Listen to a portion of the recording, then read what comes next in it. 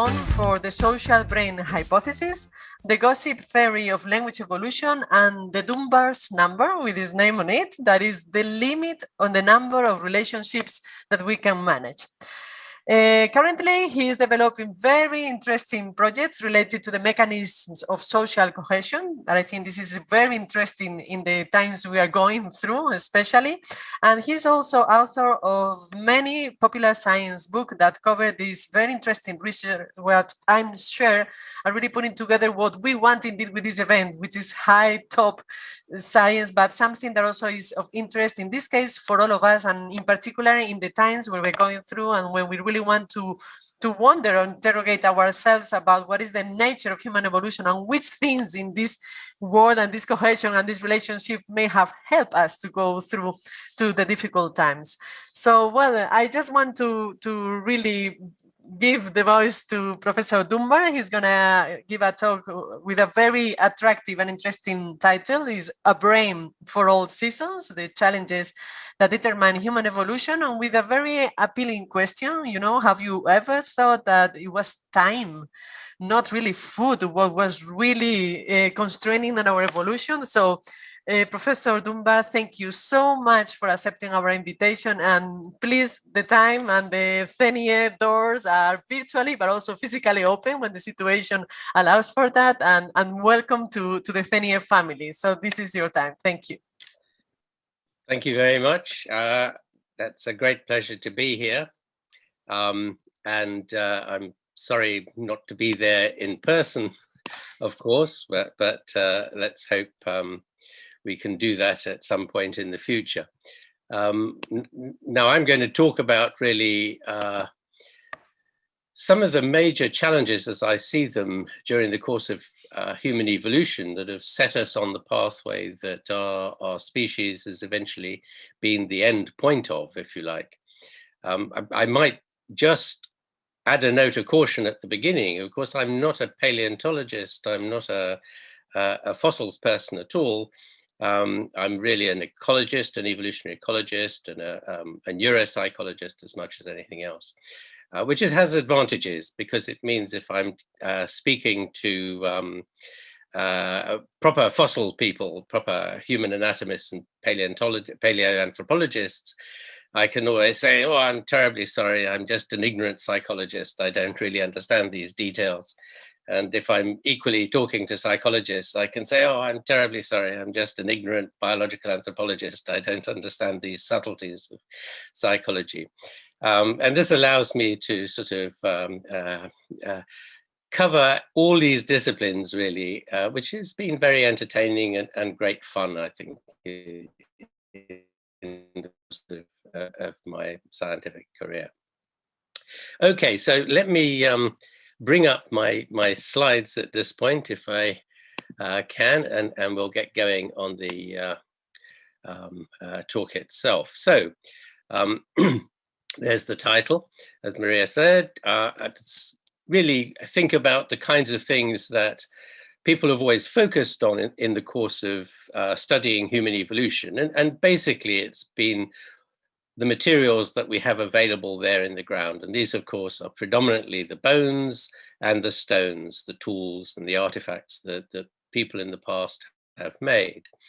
And if we think about the behavior that's associated with this at all, it tends to be in a kind of, well, let's say a cartoon kind of way, often probably not very realistic and a lot of artistic license. They're very nice pictures that artists have prepared for us over the years, but how realistic they are, of course, is another question. And I think this has therefore made paleoanthropologists very nervous about discussing things that we can't see in the ground. We can't see the hard evidence for, if you like. But I think actually we can do better now, but only if we exploit really our much improved understanding of primate behavioral ecology in particular, and I suppose some of the neuropsychology that's now coming through. And I want to talk about three particular things: the importance of brains in the course of human evolution, the importance of temperature, and the importance of time. I'll talk about each of these in turn. So the place to start really is the brains, because the one thing that is very characteristic of human evolution, above all else, I would say, is this dramatic increase in brain size that's occurred over the course of the last 5 or 6 million years of human evolution. We tend to see, or there is a tendency to see this as a sort of continuous upswing of increasing brain size. But in fact, if you look at it more carefully and separate out the different species groups, it's very clear that there are kind of jumps up, as it were. There are long periods of stability, and then you have a sudden jump in brain size. There are 3 main ones, at least there are 3 main ones I want to concentrate on. There's this one early on with the appearance of Homo, where brain size increases very dramatically about 2 million years ago. There's another one that occurs with the appearance of archaic humans here, the Heidelberg folk and the Neanderthals, round about perhaps 600,000, 500,000 years ago. And then finally is this last final jump with the appearance of anatomically modern humans at about 250,000 years ago. And when you get jumps like this is very suspicious of the possibility that you have here what I always call glass ceilings. There's a point beyond which evolution can't move, can't increase brain size, or whatever it may be. And then something breaks through the glass ceiling. The species change their physiology or their ecology or some aspect of how they function, and it allows them then to evolve to a next higher limit, as it were. But real life, as well as the real world of ecology, is always full of these limits. Very often they're things like energy, or as I shall argue, time is another one. And these set limits beyond which species cannot evolve further unless they undertake some major change of how they're built, if you like. Okay, so what's going on in here? What's going on in here, I think, is the social brain. The social brain is an explanation that was suggested about 25, 30 years ago now for why primates have such big brains compared to all other species of animals. And the argument is it's because they live in very complicated, complex, large social groups that require a big computer to manage those. Now, there's been a tendency over the years for people just to, so these are data on group size here on a log scale against a measure of brain size. It doesn't really matter in many ways which one you put in here, you get much the same picture. And each of these is actually one genus of primates.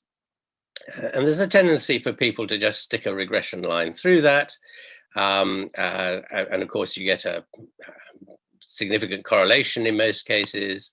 And then to plug humans into that regression line, you get a value that's somewhere down here, usually around about 100. Now, the problem with doing that is actually you're committing what's known as the ecological fallacy, because whenever you get grades in data, and there are very clear grades, which we've now finally been able to show here. In fact, there are 4 grades in this primate data set relating group size to brain size. Whenever you put a regression line, an ordinary regression line through that, you commit the ecological fallacy, and it always lowers the slope. In fact, what we want is the ape line, because that's the group we belong to, the family we belong to. And when you plug in the value for human neocortex ratio, human brain size, what you get is this predicted value of 150 that's now known as Dunbar's number. And that's very, very consistently so. So, one has to be very careful how one does one's statistical analyses here. And I pointed this out 30 years ago, in fact. And ever since then, I've always used the ape line, but for some reason, everybody else wants to put a general regression through these data. Now, the number 150, which often surprises people that human group sizes could be so small, in fact, turns out to be very, very consistent. We've looked at, I think there's about 30 different studies now have attempted to estimate natural human group sizes in various ways, face-to-face personal networks, cell phone calling data, you know, how many people you call, different people you call in the year, number of friends on Facebook. I think the prize for the biggest study goes to one study just about 10 years ago, which looked at 64 million Facebook pages. I hasten to say their average number of friends on Facebook for these 64 million users was exactly 149. So I rest my case. This number is real. But other people have looked at the size of English villages and Italian alpine villages over 800-year periods, and you see exactly the same value. Consistently, human village sizes in traditional societies, hunter-gatherer community sizes are always round about 150, or let's say somewhere between 100 and 200. The robustness of this relationship is very comforting because it means we can use it to predict backwards in time to fossil species and get an idea, at least a ballpark idea, of how big the community sizes, the natural community sizes for these extinct fossil species might be. And we're very lucky, I think, with the human lineage in particular, because we know they must sit on the ape line. We can't necessarily do this with other species of monkeys because they might be on the other grades, and we don't know which grade to put them on necessarily. But we know that the hominin, anything in the hominin lineage must sit on the ape line here. And that ape line, for these purposes, is anchored between the chimpanzees here and modern humans. All hominin species have to sit on this section of the line. They can't be anywhere else, unless you want to argue that somewhere between our separation from the African great apes and our arrival as modern humans, fossil hominins have been doing something completely different to all other species of primates, including modern humans. So this doesn't make any sense. This is completely illogical. So we can be fairly sure that all fossil species have to lie on the line here. And that allows us then to estimate what community sizes would have looked like. And here they are. These are our estimates for individual populations of fossils based on the crania. So we're taking the crania, estimating in fact, neocortex ratio from the crania, and estimating community size from that. And this is the picture you get. Here are all the Australopithecines down here. And in fact, actually, habilis would now be considered a Australopithecine, and rudolfensis would really be considered a very early Homo. So these 2 points perhaps should be reversed. But the key picture here is the Australopithecines are sitting very comfortably on this line. They don't deviate much from it. It's below the value of about 50, which seems to be the upper limit for all primates. No species of monkey and ape lives in average group sizes that are bigger than 50.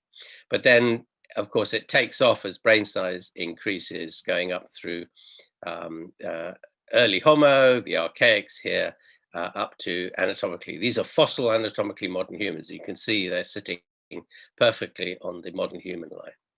Now, those of you who are professional paleoanthropologists will immediately notice there's somebody missing from this, the Neanderthals. What's happened to the Neanderthals? Well, let me show you the problem here.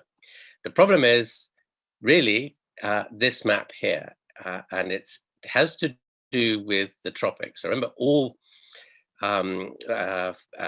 primates, living primates, and most of the fossil hominins all lived within the tropics. Of course, Erectus got out into Eurasia and so on. But the particularly problematic one in this context is the Neanderthals, because the Neanderthals lived up there and they never came anywhere near the tropics. So here's the limit of the tropics here on this line. The Neanderthals, you can see, are based entirely in Europe and Western Asia and the Near East here. And the problem with the tropics is, as you go, or with the the world, if you like, is as you go out of the tropics, so light levels decline dramatically. And of course, it becomes much more seasonal. In winter, you have these long, dark winters, which in Spain, you are not so familiar with. But believe me, up in Northern Europe, we are very familiar with these long, dark winter nights. And this is reducing light levels for the detection of anything, whether it's prey or predators or whatever out there in the environment, very considerably. And as a result of that, I'm going to argue here, we get these distinctive features for the Neanderthals. And here they are, the three key features.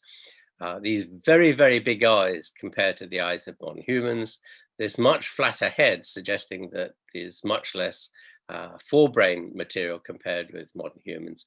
And last but not least, this classic Neanderthal bun, this extension of the brain at the back, whereas in our modern humans, our head is much more rounded at the back and lacks this bun.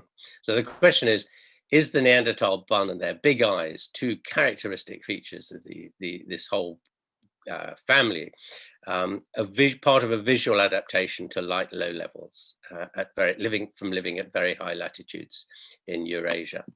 And here's the explanation for this. So we've looked at cranial volumes in museum specimens of modern humans. So these are people who lived 200 to 300 years ago. So they're perfectly modern, but there they are. So these are cranial volumes. And if you plot cranial volume against latitude, what you get is really this quite nice relationship. Cranial volumes increase with latitude, and so do orbit volumes. That's, say, the size of the volume of the eye socket. Again, for these same specimens, eye sockets get bigger and bigger and bigger. So they're, if you like, the lens on the front of the camera is getting bigger and bigger and bigger to let more light in. And this is true of modern humans. So these are data from contemporary humans. It's neuroimaging data, brain scanning data, in which they're looking at mean eyeball volume plotted against the size of the visual cortex. And the visual cortex, or the primary visual cortex, is all at the back of the brain, and that's the key to this. And we find exactly the same picture here in primates, that in primates, the size of the visual cortex at the back of the brain is correlated with the size of the eyeball. Now, the visual system is very extended and complex. The main processing area is the back of the brain, but there's a kind of series of brain regions that go up towards the front, and eventually, of course, they're processed right at the front of the brain. But the key visual processing areas is this long series of layers that go up, and they're all highly correlated in size. So you've got something that produces a kind of linear sequence of tightly correlated volumes, the size of the eyeball, the size of the various visual connections between the eyeball and the back of the brain, the size of this big area V1 at the back of the brain, then the subsidiary areas going forwards into the middle part of the brain. And that this seems to increase as we go higher and higher in latitude, or populations go higher and higher in latitude, and that causes them to have a bigger brain. Doesn't mean to say they're smarter, it's just they've got a bigger brain because they have a bigger visual area. And that's why we Northern Hemisphere people from Europe and so on have to wear sunglasses when we go to the tropics, because we just get blinded by the amount of sunlight that's coming in. So we go back to the Neanderthals. The Neanderthals basically had very similar brain sizes to anatomically modern humans, but they had this much bigger visual system here at the back. And so if they have more neural material in the back here, then they must have less at the front if they're going to have the same total brain size. And that really is the key to the issue, because it's the frontal lobe here, this in particular prefrontal cortex, that is heavily important in determining the size of group you actually live in. And we know this from neuroimaging studies of humans, that the size of your personal social circle, your personal social network as an individual, is correlated with the size of the key units in your prefrontal cortex and the temporal lobe and parietal cortex behind it.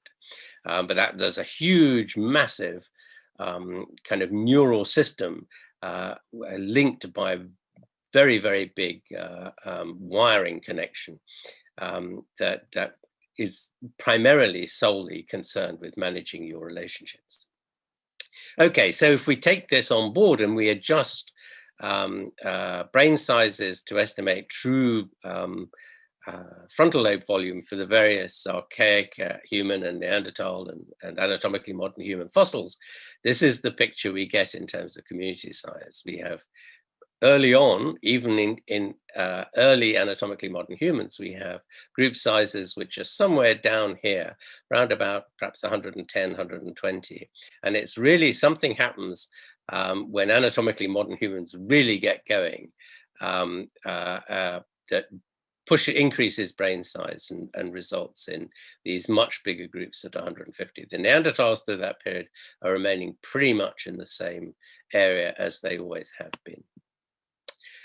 So why is time important? The second big question I want to talk about. Time really is much, much more important for animals than we have imagined in the past. We tend to assume that the limits on whether animals can live in a place is determined by the quality of food they have to eat and how much food they get. The answer is, well, yes, it does, but the real constraint is imposed by time. No matter how poor the environment, if you had infinite time, you could live there because you could eat enough to get even very small quantities of nutrients out of each mouthful to survive. The problem is that we all have to contend with what's sometimes called physiological time, that our bodies need a certain amount of food every day. And that limitation is what the problem is. So ultimately, it's a question of how much time you can devote to feeding, to acquiring food, that's critical. Now, what we've spent a lot of the last 20 years really doing is building quite complex, but conceptually very simple models of the time budgets of monkeys and indeed one ungulate, the feral goats, to look at how time budgets, the amount of time you have to spend feeding and moving and so on, is affected by local environmental conditions, and then what the consequences of that are for the size of groups you live in. So here are 4 key time budget components: feeding, moving, resting time that's forced on us by the environment, where we have to go and take shelter under in the shade because it gets too hot. This is something you're very, very familiar with in Spain. It's called a siesta. And that the amount of, even in Spain, we've shown that the amount of siesta time depends on the temperature of the environment at different latitudes in Spain. So people in the south of Spain have much longer siestas in the middle of the day than people in the north of Spain, and it correlates beautifully with the difference in average temperature in the summer in particular. So there is this component of forced resting time, which you have to have because it's just too hot out in the sun to do anything. And then finally, peculiar to primates is this requirement for social time. And social time is the time required for social bonding, to keep these very complex bonded social groups that primates have. They're unique, pretty much unique in the animal kingdom. There are a few other groups of like horses and the dolphins that have similar kinds of bonded social systems, but they're extremely rare outside the primates. And the logic of these models is that climatic variables acting through vegetation and so on determine how much feeding and moving you have to do. That's the energy cost of survival. And then whatever time is left over after you've added in resting time is the amount of time that's free here for you to devote to social activity. And that in turn determines the size of community you can live in. That's the bonding cost. And it's these two costs of survival that I wanted to particularly talk about. Now, we've done these for a very wide range, all the apes, and a lot of the main old world monkey and some South American monkey genera. We've done them for one ungulate, as I mentioned, the feral goats, and we've done them for Australopithecines. We've been in the process of trying to generalize these to later Homo populations as well. But these models are population specific. They're not species specific. Well, they're genus specific in the sense that a genus has a particular physiological style, if you like. It's either a folivore or a frugivore or a carnivore, for example, and that affects the time it has to spend feeding and moving. But the actual models are built on what individual populations do, and therefore they allow us to predict exactly what individual populations do. And the key to it, though, is this relationship between social time and group size. And social time for primates means social grooming, this kind of stuff here. And there is a very robust relationship between the size of social group that species live in and the amount of time they have to devote to social grooming. It's a very time-consuming business when you live in very, very big groups. But it works.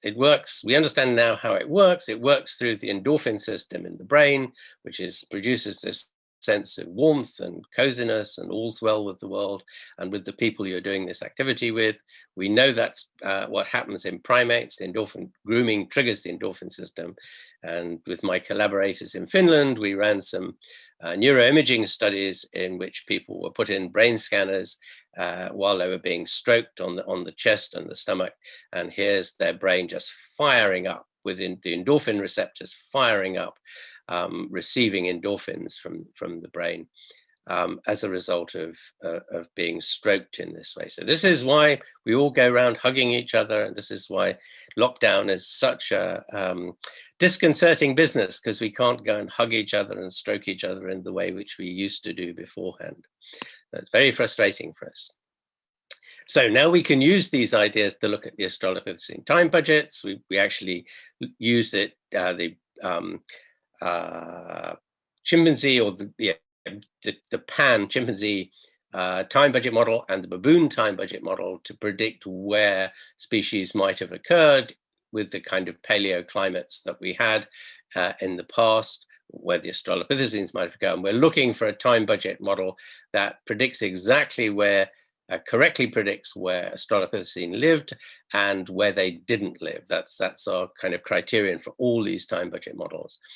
And then we can kind of play with these two models as the outer limits, if you like, to try and find some model in the middle that exactly predicts what the Australopithecines did.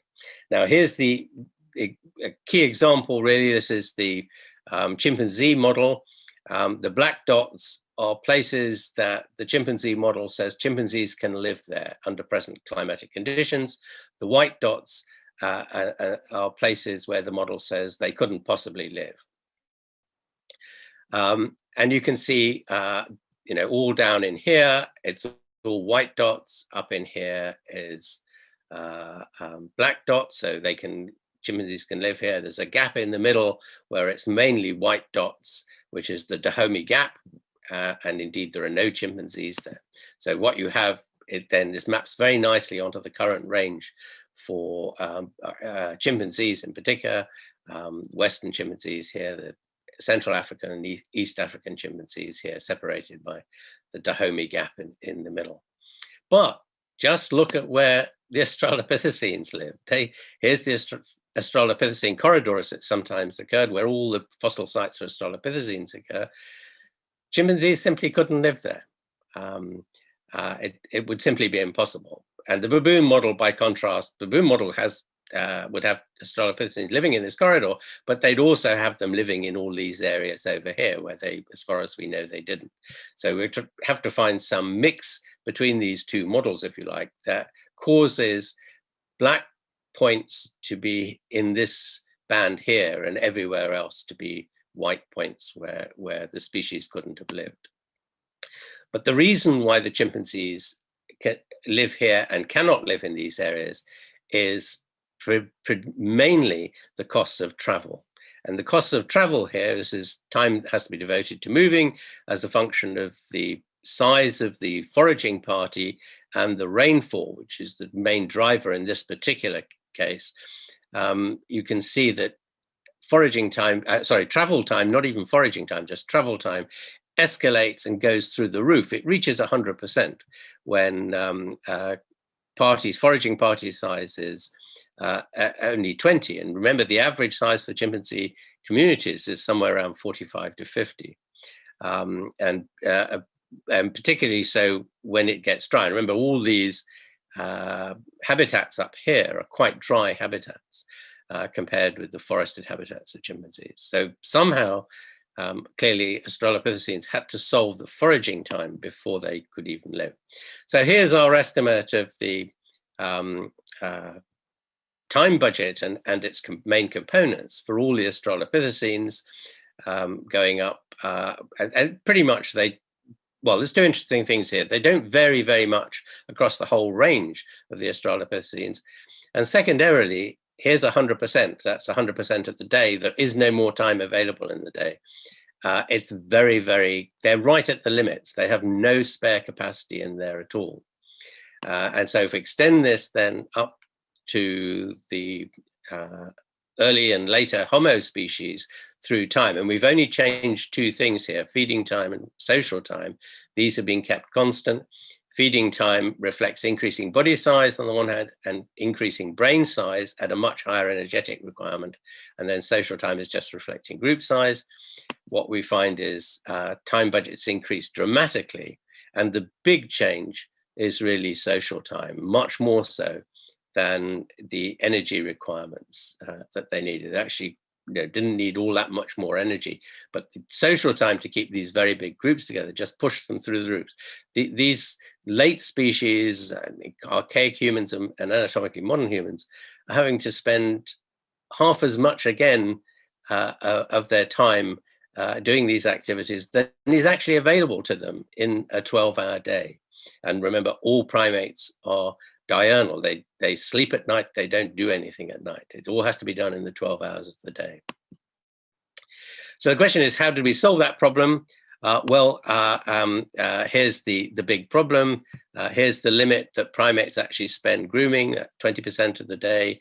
Here's the amount of time that anatomically modern humans, and indeed modern humans, would have to spend grooming, about 45% of the day. It's this gap here. And what we think has happened is that we've introduced these ways of enhancing bonding or using time more efficiently by grooming, in effect, with many individuals simultaneously. Laughter, which almost certainly came in very early on, is very ancient because we share it with great apes.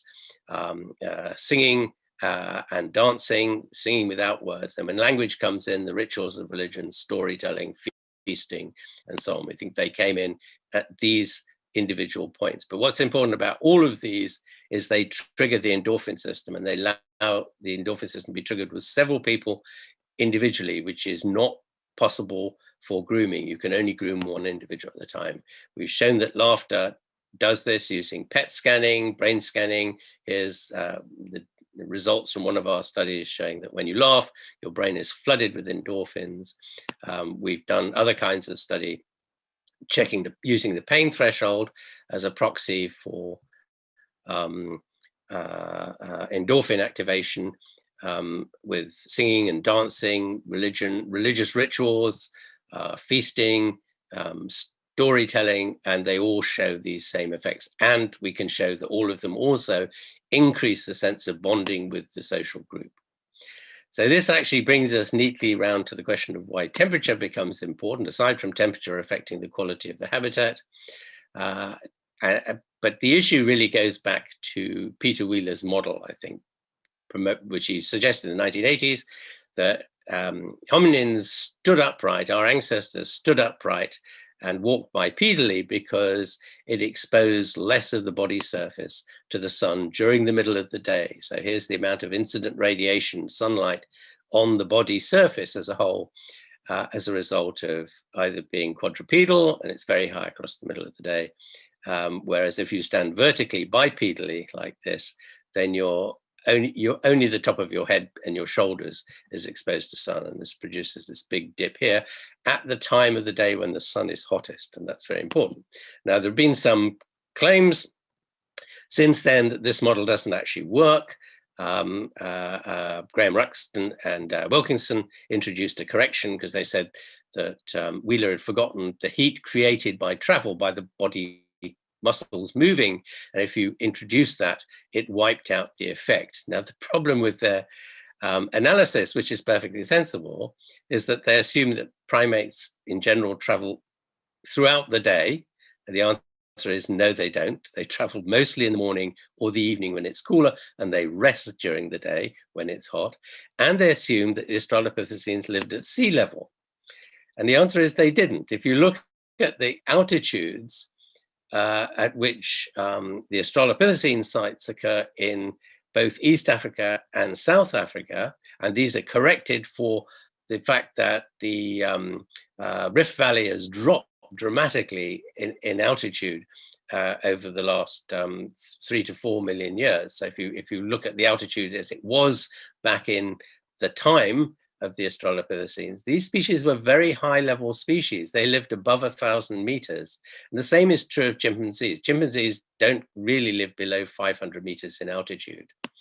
And if you look at the temperature, this really makes the point, I think, very nicely. If you looked at the average temperature for these habitats and for modern day chimpanzee habitats, they're around about 25, whereas Ruxton and Wilson assume in their model that it's somewhere about 32, 33 degrees centigrade. In other words, the temperature at sea level, whereas these species are living at high altitudes where it's much cooler.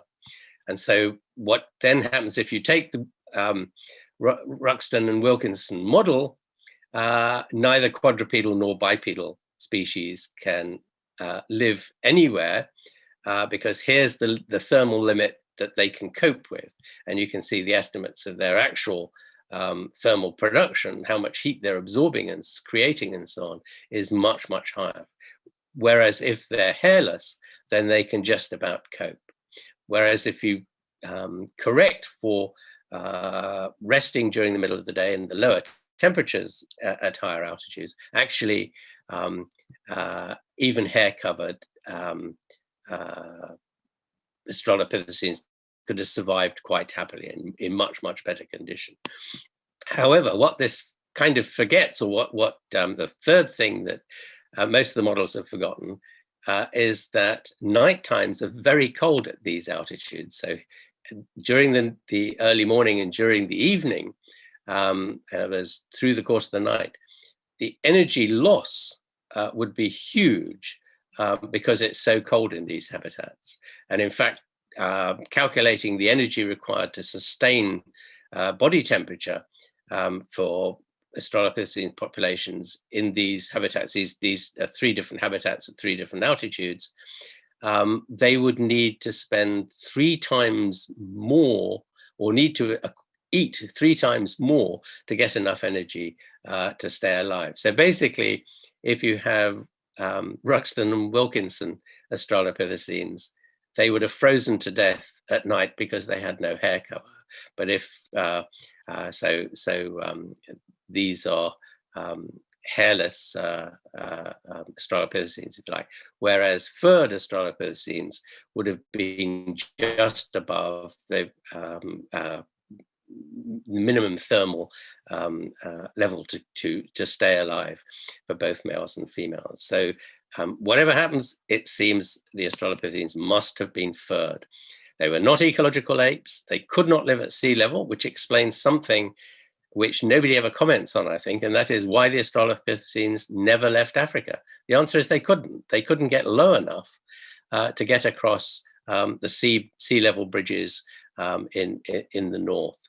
But with the big climatic event when temperatures were lowered around 2.5 million years ago, which corresponds to the appearance of anatomically modern humans, then they could get down below sea level or get down to sea level, and particularly so if they lost their fur cover and could use sweating to cool by evaporation, which is, of course, Wheeler's secondary model.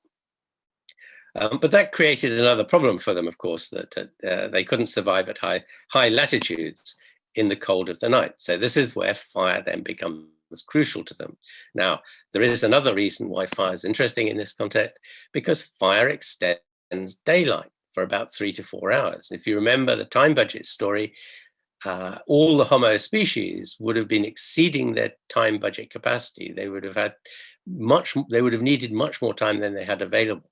So a crucial solution to that, and particularly for the later archaic and modern humans, where they have a very, very big difference between time requirement and time available, extending daylight into the night by 3 to 4 hours, as we still do, gives you an extra 3 to 4 hours in the day. And if you put all your social activity into the night, then you have the day in which to do your ecological activities, if you like. Now, the problem with the dark is, or with the nighttime and fires, is that it's too dark to do things like fine needlework or anything like that. By the flickering light of the fire, you can't usefully gesture across it. Much the best way of communicating is clearly vocal exchanges. So language at that point really becomes important, because it allows you to spend all that time talking and telling stories. And here's some data from hunter-gatherers showing that at nighttime, most of their conversations are related to social things and to joking and things like that, whereas in the daytime, most of their conversations are related to factual and economic activity. And that ability to tell the folk tales of our culture, as it were, becomes very important in this context, because that's one of the key mechanisms whereby we create not only friendships, but also bond social communities. And so this gives us perhaps a handle on when language evolved. So if we estimate the grooming time required from group size for all the fossil hominins, this is the picture it looks like. Here are macaques, monkeys, and chimpanzees. There's a great ape just over here to kind of give you the benchmark. But you can see really from the appearance of Homo here, it starts to lift above this 20% limit that you have in primates in general and rise very, very steeply. And I've tracked down in the end about 7 anatomical indices of, let's say, breath control and speech management, not necessarily language, but the capacity to speak and to control breath, because this might be singing rather than language as we know it. And all of these show primate-like patterns in early Homo and modern human-like patterns from the appearance of the Heidelberg's archaic humans around 500,000 years ago. So there's a very dramatic switch here, just at the time at which there is a really big increase in the amount of grooming time that's required. And it's around this time that you see control over fire. You suddenly start to see hearths or evidence for hearths in almost all fossil sites, fossil hominin sites. Whereas before this date, very occasionally and questionably, you find the odd hearth here and there. But what's always important is not the earliest evidence for fire, but when fire becomes common, or fire use becomes common. Question then is, though, is this language as we know it? Language as we know it is dependent on mentalizing. Mentalizing is this ability to understand what somebody else is thinking and intending to do, and is crucial in conversations, because when you're talking to me, I have to try and figure out what it is that you mean, because words are not actually very sophisticated. They're quite crude. Sometimes the sounds are used to mean several different things. So we have, well, certainly in English, you have things like usually, of course, we spell them differently, but they are pronounced the same. So a word like pair, meaning two, or a pear, meaning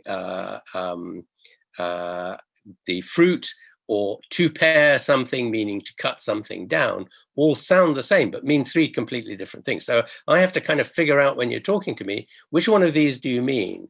And try and think my way into your mind. This is what's known as mentalizing. It's a recursive phenomenon in which there are a series of levels of intentionality which we begin as children, very babies, with what's called first order intentionality, which we share with all mammals and birds, for sure. It's, basically consciousness. Second order intentionality, which we acquire at the age of 5, when we realize that other people can think something and think something that's different to what we think. That's something we share with the great apes. And then after that, the successive layers beyond that, that we develop through childhood and teenagehood into adulthood, are peculiar to humans. And it seems that fifth order, so here's this diagram only shows up third order. This boy thinks that this girl thinks that this boy thinks something. That's third order intentionality. Adult humans can do 5 orders of that. And the quality of our language is directly correlated with our individual skills on this. So this is data from one of our studies looking at how good individuals are at these kind of mentalizing tasks and how good they are unpacking syntax, unpacking sentences that consist of many different clauses.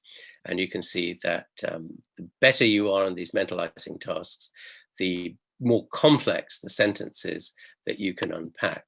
Now, it turns out that these abilities are directly correlated with the size of our brains across primates, but also we've shown with neuroimaging studies, brain scanning studies, they correlate with the size of the key mentalizing circuit network in the brain in individuals. So we actually vary quite a bit in these mentalizing skills, and this correlates with the size of these areas in the frontal lobe and the temporal lobe in particular.